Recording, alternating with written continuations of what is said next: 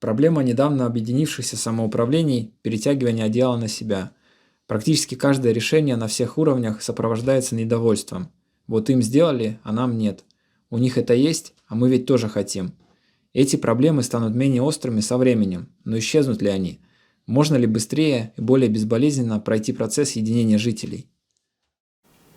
Посмотрите на карту нашей волости. Железная дорога проходит ее практически полностью с запада на восток.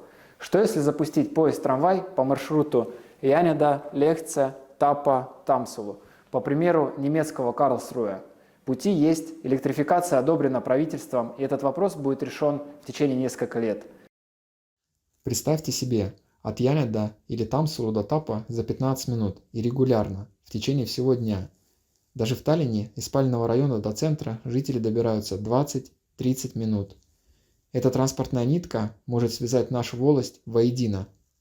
Сделай верный ход, голосуй за центристов.